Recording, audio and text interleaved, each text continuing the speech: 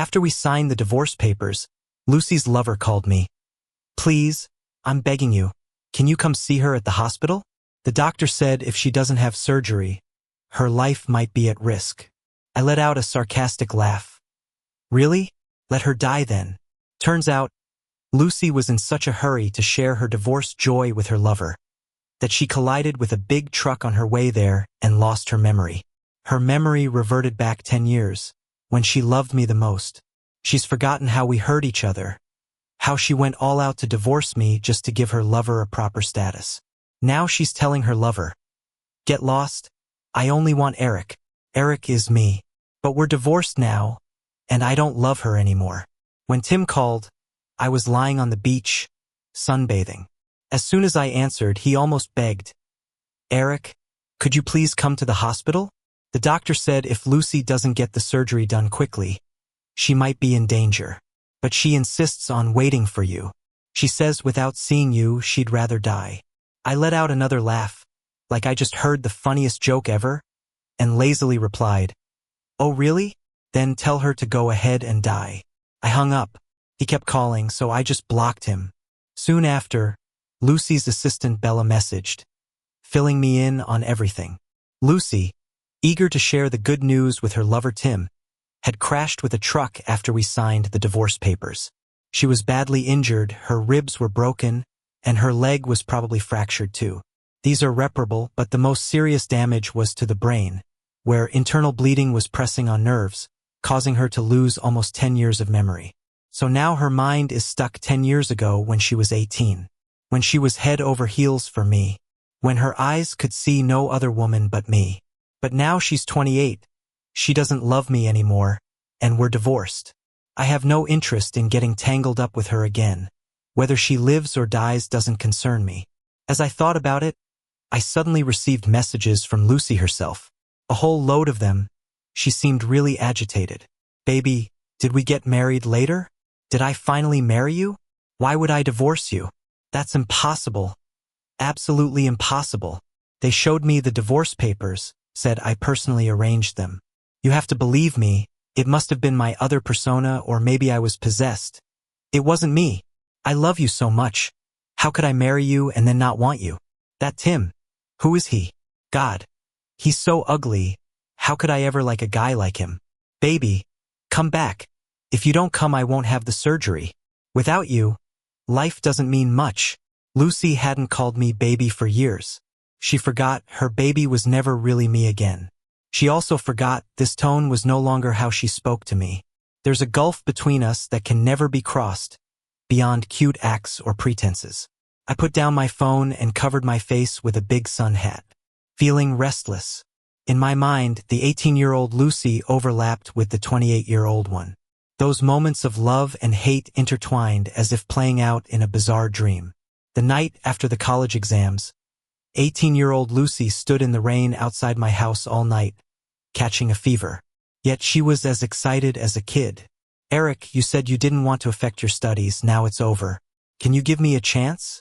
If not, I'll just wait until you say yes." But 10 years later, the 28-year-old Lucy left me in the pouring rain to celebrate her lover Tim's birthday. "We lost the baby later," she said. "We're divorcing anyway. No child is better for you in the future." I went to the hospital alone for surgery. Heavy bleeding, needed a signature from a family member, but she was nowhere to be found. Tim answered the phone in the end, saying, "Lucy's in the shower, exhausted. She's busy later. Probably doesn't have time for you." Thinking of that, I shut my eyes in pain. The 18-year-old her truly loved me, and the 28-year-old her truly didn't. I can't forgive, I won't forgive. Suddenly, Lucy called. I took a deep breath, answered. "Baby, is it you? I'm sorry. They told me everything from these years. I hate myself so much. How could I have done this to you? They said we started a business together, and the divorce papers said I'd give you half of the shares. I want to change it, give them all to you. I don't want anything. Just agree. Come see me, please. Okay? Also, it seems like I'm quite rich. I'll give all my money to you." "Lucy," I said calmly, "you're just amnesiac now. Once everything comes back, you'll regret all this." It's over between us. The one you love isn't me anymore. Be rational, stop bothering me. Okay? No. I'm bothering you on purpose. I'm totally rational. Impossible for me to not love you. Either way, if you don't come, I'm not getting treated.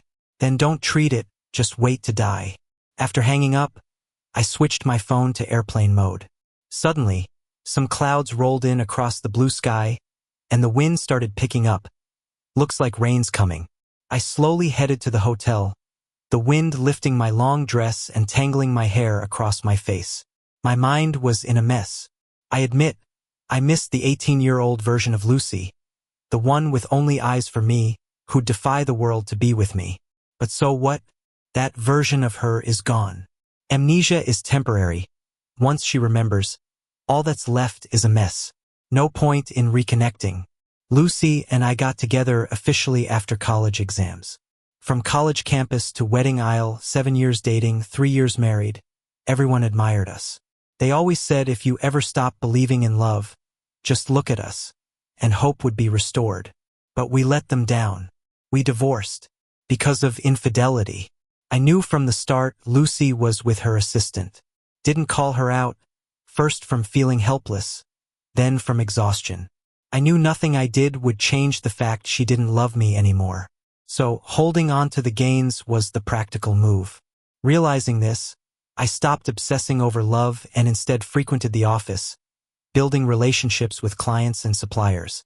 Meanwhile, I sought new suppliers and collaborated with them to develop new products, aiming to innovate and boost market competitiveness. Lucy didn't understand why I became so driven. By the time the divorce was proposed, I'd secured 50% of the shares and wanted the house, car, and savings to all be mine. She disagreed, but it was out of her hands. Tim was pregnant at the time, leaving her no way out. If she wanted to keep her reputation intact, she had to agree to my terms. She signed the divorce papers, clenched teeth and all. I still can't forget the way she looked at me. Disgust, shock, disbelief, maybe even hatred. She said, "Can't believe the one who tricked me the most was the person I shared a bed with." I admit, I was wrong about you, Eric. Didn't think you were so heartless. I didn't bother arguing. I got rid of the woman who was a wreck and secured the assets I deserved. I felt satisfied. I'm a businessman. I care only about results. If the results are good, everything else is gravy. The rest doesn't matter. As for what Lucy said about giving me all her shares and money, that was something she'd say when she was 18, deeply in love with me. But at 28? No way. At this age, she was petty, calculative, and selfish. She always put her interest first, fiercely guarding what was hers and scheming for what wasn't. We didn't have love anymore, only a struggle over benefits. But I had my limits. I wouldn't take advantage of her when she lost her memory. I didn't take her proposal to change the divorce agreement seriously. After getting back to the hotel, I took a nap, woke up, and it was dusk. Fired up my phone to see a message from Lucy's mom. "Are you happy now? My daughter tried to kill herself, and she's in critical condition. Never thought you could be so cold. After all the years together, you just leave her like this. So what if she cheated? So what if she did something wrong? Was it worth her life?" I didn't reply, and she messaged again. "Please, Eric, come to the hospital. I'm begging you. Name your price. 30 grand? How about 50 grand? I just want my daughter to live. She's my only child." My gut told me we weren't done, even if I didn't visit her. The 18-year-old Lucy went to any length to win me over. Plus, we had only signed the divorce papers. The process wasn't finalized, so legally we were still married. I decided to visit her. Seeing her in bad shape would give me peace of mind. I replied, "Deal, send the money, and I'll book a flight." She responded immediately. Lucy was out of the woods when I reached the hospital, transferred to a regular room, but wrapped in bandages and plaster, looking a mess. The moment she saw me, her eyes lit up. "Baby, you came. I knew you wouldn't leave me. 50 grand. What? Your mom paid me 50K to come. No way. I don't believe it. You must feel something for me." I showed her the record of the money transfer, and her face fell. After a bit, she said, "I'm sorry. I must have done a lot of hurtful things, right? My assistant, Bella, told me everything. She said I cheated with my secretary and hurt you for him multiple times. I don't know why I became like this, but I'm certain I love you. Lucy, saying this now doesn't change anything. Your memory will return, and you'll remember all our painful moments. You'll hate and dislike me, just as I do you now. Then I won't get treated. Okay? I don't want those memories back. I want a life with you. I can't imagine life without you. I sighed in frustration. Suddenly, I heard a sob behind me. Why are you back? Didn't I make myself clear? Lucy snapped at Tim by the door. You know I'm married, and you still interfered. Don't you have parents to teach you some manners? Even if I didn't lose my memory, I'd never like you. I'm disgusted by you. Get out. Tim's face turned red, and he stood there helpless. Lucy forgot she'd once been protective of him, forgot he had no parents, which made her want to save him, to give him a home. Tim's not like you. He needs me, and you can survive alone. I admit I wronged you. I fell for him and can't help it. You can have anything, shares, assets, money, just let me go. She wanted to discard me at all costs, like a gum stuck on her shoe. Tim was her light, her hope for a new life, her escape from exhaustion. I won't leave. Tim screamed, breaking my train of thought. You forgot about me, but when you remember, you'll see how much we loved. Pointing at me with anger, he shouted, you said you were sick of him, that touching him felt like touching yourself. You said, shut up. Lucy yelled, eyes blazing, smashing the water glass beside the bed. Tim stood frozen. The air felt still. Are you leaving or not? How many times do I have to say it? Her fists were clenched, her eyes deadly. Crying, Tim finally left. Why get so angry with him? He's your partner and didn't do anything wrong visiting you. Stealing you was his biggest mistake, Lucy retorted. Lucy, I said tiredly, you fell for him first. He didn't take you from me, you chose to leave. Don't blame him alone for the affair. No, I don't believe it. Believe it or not, that's what happened. She bowed her head low and slapped herself. Choking up, I disgust myself now. Can you tell me how we got to this point? I shook my head. If you really want to know, just cooperate with the doctors and get treated. Once your memory comes back, everything will be clear naturally. No, I won't get treated. I want to erase that memory completely from my mind. Whatever. Suddenly, she took out the divorce papers and tore them to pieces right in front of me, saying, Can we not get divorced, Eric? No more third parties, no one can split us up from now on. I was indifferent, looking at her with disgust. Her eyes reddened, and she mumbled helplessly, You won't forgive me, will you? I stayed silent. Looking at her, I felt nothing. The current her can't stir up any emotion in me anymore. Calm down. I'm heading back. She yelled, losing control. Don't go. Don't leave me. Eric, come back. Can't come back. Eric's long gone. The deep wounds, they swallowed me at night again and again, dragging me into an icy pit. I've walked through all the thorns alone, survived every bone-chilling winter. There's no way I'd deceive myself and repeat the past just because of your memory loss. Lucy, when I loved you, I'd do anything for you. Now I don't love you anymore. You couldn't hurt me even if you tried. Back home, I packed up all her stuff, putting it all by the door, and texted Tim. Come get her things, or else I'm tossing them in the trash. He didn't reply, but I knew he'd come. He's been waiting for this day a long time. Just didn't expect the outcome to be the opposite. Lucy not only didn't cut ties with me, but clung even more. And him, not only did he fail to take over, Lucy now despised him. When he came, his eyes were red, looking at me less than friendly. You must be feeling pretty proud now, right? Lucy's completely forgotten me, only thinks of you. But it's just temporary. I'll wait for her memory to come back, however long it takes. And you're already out. I glanced at him coolly, feeling full of disdain, slipped and said, Idiot, what did you say? Nothing, I said sincerely, just thinking you're so stupid. You. He was so angry there were tears, but he couldn't say anything. I wasn't in the mood to watch him act, so I kicked him out. Just go, and make sure to get her the best doctors. Otherwise, you'll be a side piece forever. He finally stopped talking and left in a huff.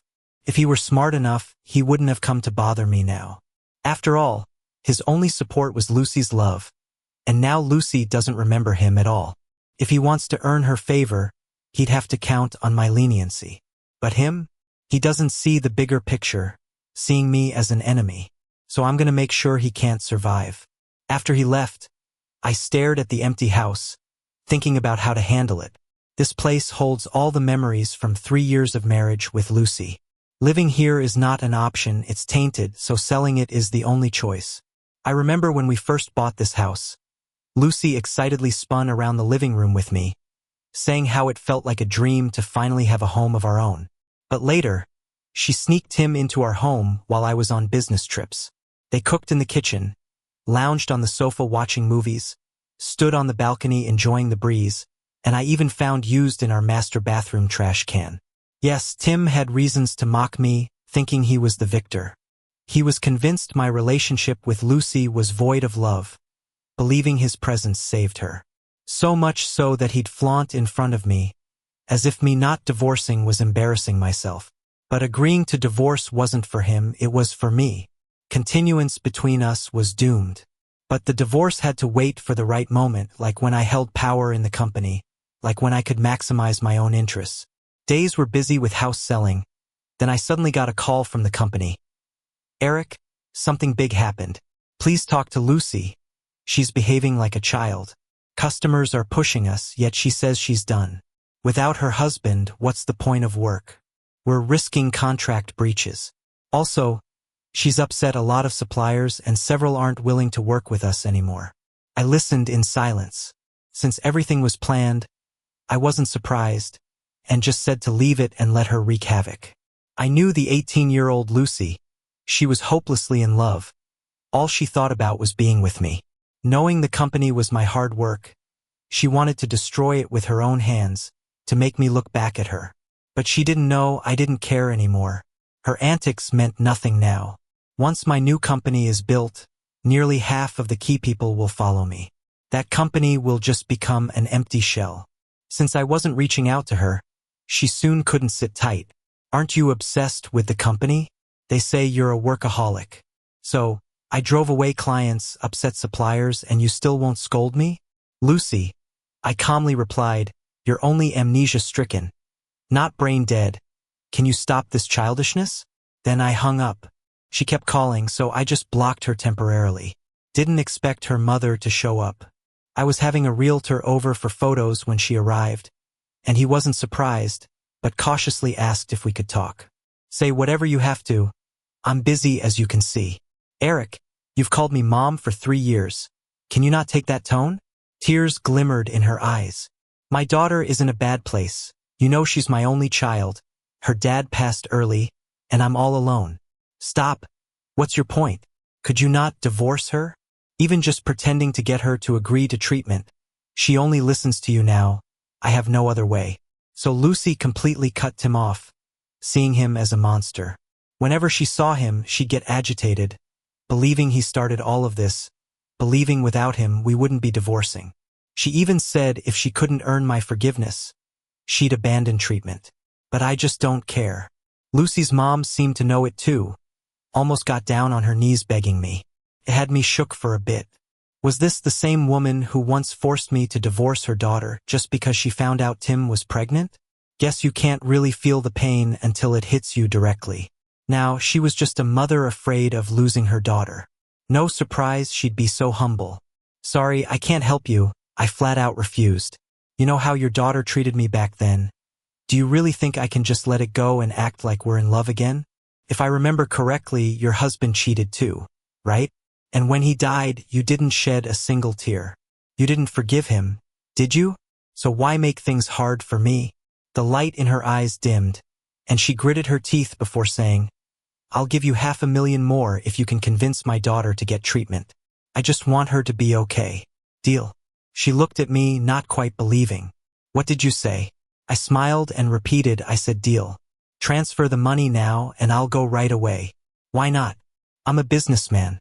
I'm all about the profit. If playing along gets me $500,000, it's worth it." though it's way more involved than just getting paid for showing up like last time. On the way to the hospital, watching the scenery roll by, I felt a release like never before. I truly had no feelings left for Lucy. People's capacity to endure is way higher than we think. Those hurdles you think you can't get over, you eventually do without trying all that hard. I remember shortly after I lost my child, Tim got pregnant. Lucy's mom was all about tearing us apart, saying the nastiest things. Tim, with the backing of Lucy and her mom, humiliated me nonstop, even at work, forcing me to step down. Sarah from the company played along with the wind, always having a laugh at my expense, openly and covertly. Eric's got an iron heart. If I were him, I'd have broken long ago. You don't get it. Eric can't abandon the company. It's his life's work, proof of his love with Lucy. So what? Lucy doesn't love him anymore. She's got someone new. It's his fault too, acting more like a man than a woman. I'm telling you, men don't like powerful women. Who cares about men liking them? She's justified in cheating? We're just here for the paycheck, no point poking into their business. Just know where you stand. Don't tick off Tim. He's riding high right now. None of this fazed me. I was secretly gutting the company. Outwardly, I played the perfect victim, always fighting with Lucy, like a scorned wife. That made Tim more bold. He said, "It's pathetic to cling on like this. You can't keep her heart, yet you're happy working for her. Don't you know the money you're making for the company will end up all mine?" I acted like I hated him, hitting and shouting, telling him Lucy and I wouldn't divorce, and he'd always be the side piece. This baited him into pushing Lucy for recognition. He fell right into my trap, but he still managed to trip me up before. Actually, he and Lucy's baby was a lost cause to begin with. But to frame me, he made it look like I caused them to lose it, then cried, "Eric, I know you hate me, but you didn't have to harm me and Lucy's child." Even later, when I proved my innocence, Lucy still claimed I was vengeful, as malicious as a snake. I didn't even bother arguing. When we signed the divorce papers, Lucy said, "We were together for 10 years. No need to make it ugly. Since you know everything, let's stop the torture. Just be straightforward. Name your price." I told her I wanted half of the company's shares, all the houses, the cars, and existing savings. She wasn't on board at first. I said, "Then we won't divorce. Tim stays the side guy, and your child will be a bastard forever." At that moment, her look of disgust switched to hate. But I didn't care. I realized the young person who once had only me in his eyes was long gone in the flood of time. Fine, keep your person, but not a penny less. Lost in thought, I arrived at the hospital. Just as I reached the hospital room door, I heard shouting and a girl crying inside. Walking in, I saw Bella, tear-streaked, standing in the corner, while Lucy screamed at him to get out, throwing everything she could lay her hands on. When she saw me, she calmed a bit. "Eric, you came to see me?" Had that look in her eyes appeared before Bella, I might have been touched. That's what she looked like when she loved me, and I remembered that. Now, it was just disgusting. I masked my feelings, sat by her bed, soothing her. "Lucy, you don't really want to divorce me, right? You want to be with me forever. I came today to tell you I've agreed. But there's a catch. You have to heal first." "Really?" She grasped my hand in excitement. "But how can I trust what you're saying is true?" "Fool. We just signed a divorce agreement. We haven't officially filed. Legally, I'm still your spouse. You don't want it and I can't leave." She was doubtful, so I pressed on. 10 years, we've been together 10 whole years. How could I not feel something just because you got sidetracked a bit? All I ever wanted was for you to turn back. Since you're sure you don't love Tim, and it's me you love, the obstacle's gone. She finally saw some hope, nodding hard at me. Tears glimmered in her eyes. She was wheeled into surgery, repeatedly telling me, "When I come out, I want you to be the first thing I see." I smiled at her. "Sure, don't worry." But deep down, I knew if the surgery was successful, I probably wouldn't be the first one she wanted to see. After she was wheeled in, Tim approached me harshly. "You did what you came to do. Aren't you leaving? Thinking you'll reconcile with her? She'll remember soon. She loves me, not you." I didn't respond. I knew Lucy's mom would say it for me.